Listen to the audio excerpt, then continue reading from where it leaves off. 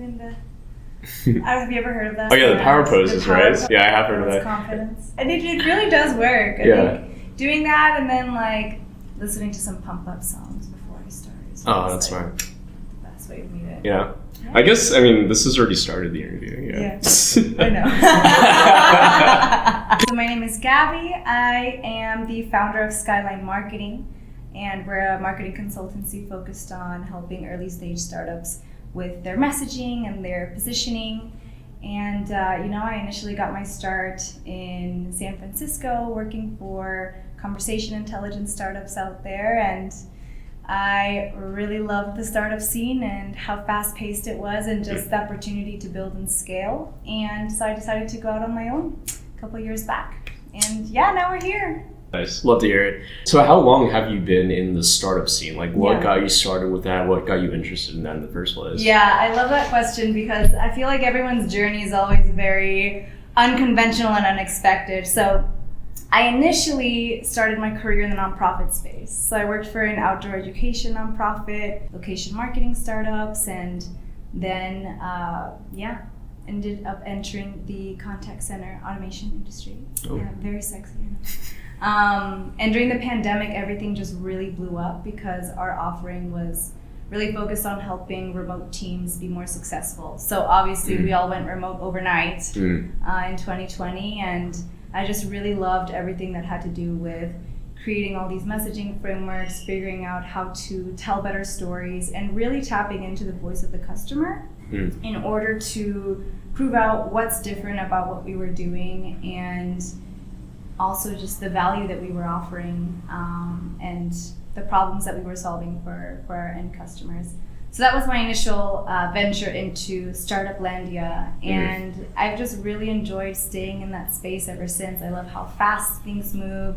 I love working with founders and tapping into their vision and helping it come to life. And it's just been a really fun journey so far. That's awesome. So when did you start splitting yourself off from working with other companies and making your own thing? Yeah, so I would say that was about 2 or so years ago. I decided to take a break from the full-time world, and I took a sabbatical. So I traveled across Asia, did the whole eat, pray, love experience, as many people like to call it whenever I tell them about my journey. And then I just, I decided I wanted to explore going off on my own. I knew I had learned a lot through my startup experiences, and I wanted to be able to bring that to earlier stage businesses that were just starting to find that product market fit and having a few really engaged customers, and just kind of helping them figuring out how to better tell their stories and really helping them build more credibility in the market.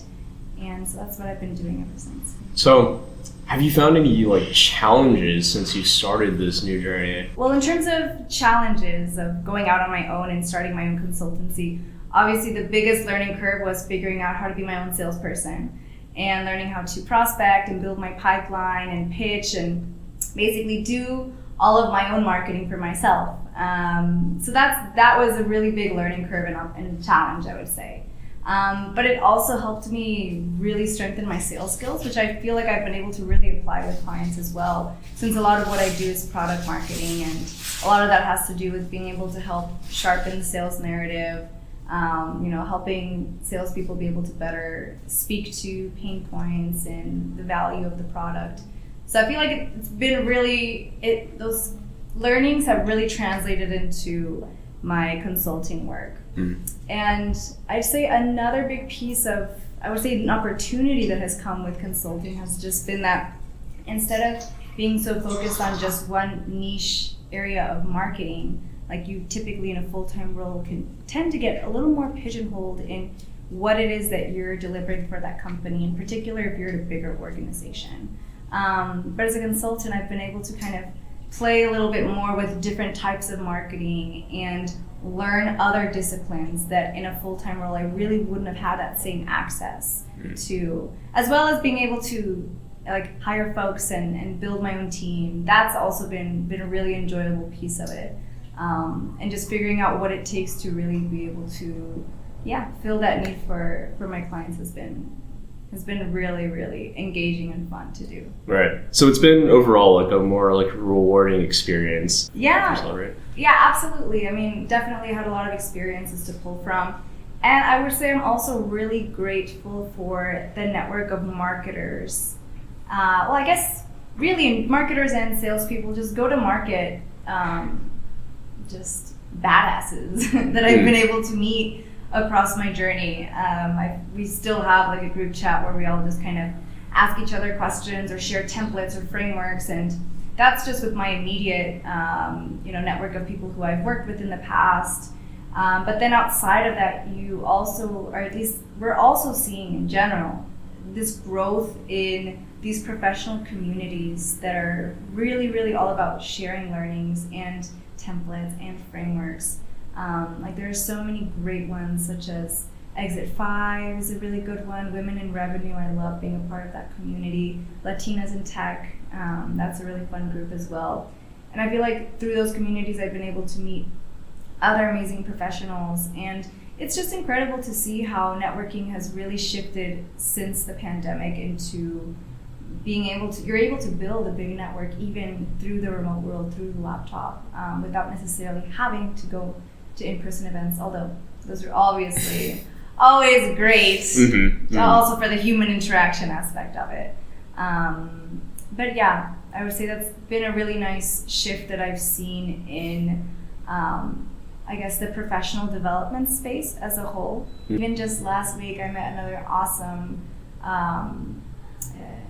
consultant. Yeah, she's like a fractional CMO who's put me in touch with so many really amazing marketing leaders who I've been able to meet with and learn from, and also, learn about different consulting opportunities that may also be available out there.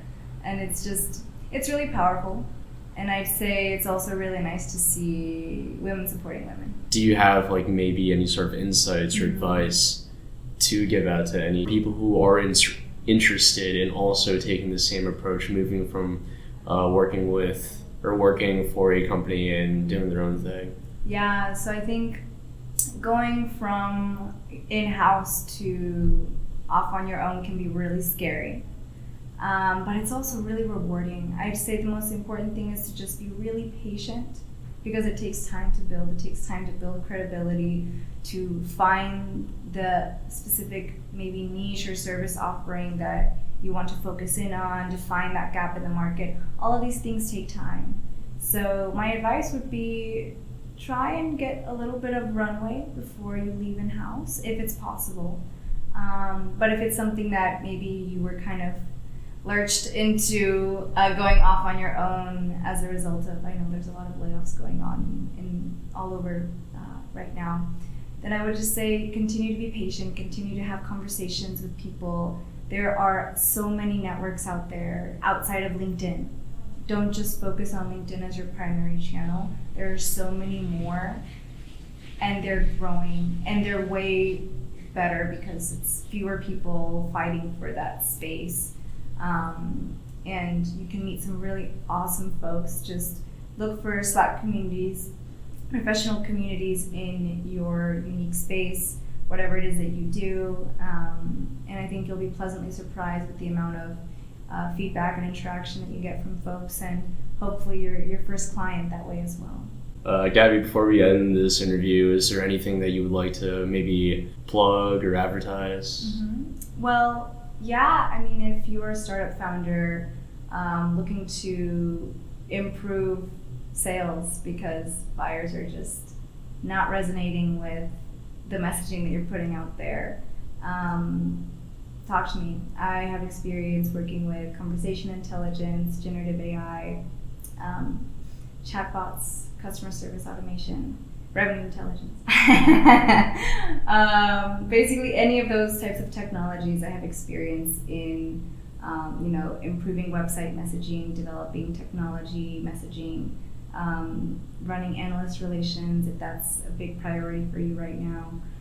Happy to help partner and find the best way to really figure out how to talk about yourselves in a way that clicks and makes sense for the folks that you're trying to sell into.